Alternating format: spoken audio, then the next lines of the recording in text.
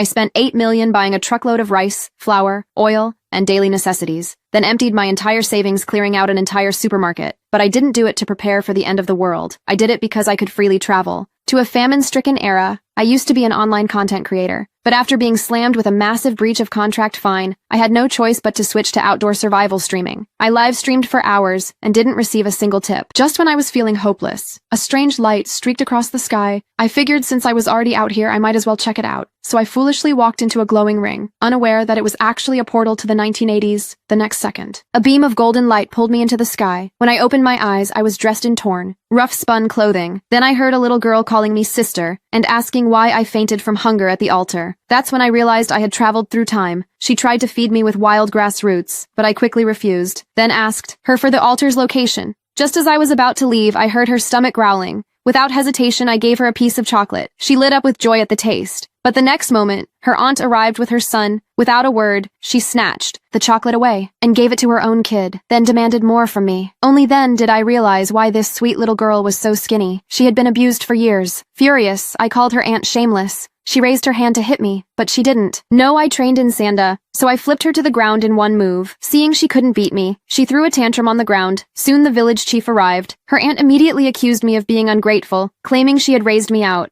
of kindness. The chief didn't know the truth and even asked me to apologize, saying we survived the famine because of the aunt's generosity. But just then my little sister rushed out and shouted, "We only survived because I sold my blood to buy food," while the aunt secretly took half and even mixed the rest with sand. I was shaking with anger. Now that I could travel freely between eras, I swore I'd never let my sister starve again. So I asked the village chief if the aunt didn't want to raise us, then split our household registration. To my surprise, the aunt immediately agreed, because she wanted to keep my mother's belongings, but I wasn't done. Since we were splitting families, I asked her to return my mother's items. Her face changed instantly. She said she was afraid we'd sell them for food, so she'd safely keep them. Then shamelessly offered a deal. If I could bring her 10 jinn of food, she'd return my mother's bracelet. Villagers were outraged, but I accepted. Without hesitation, I rushed to the altar and begged the heavens to send me back. Sure enough, a golden light flashed again, and I returned to the modern world. Without wasting a second, I dashed into the supermarket, cleared out the snack aisle, loaded the car with rice, flour, oil, and more as night fell. My aunt assumed I'd abandoned the girl and ran, but then she noticed a box in the girl's hands thinking it was something valuable.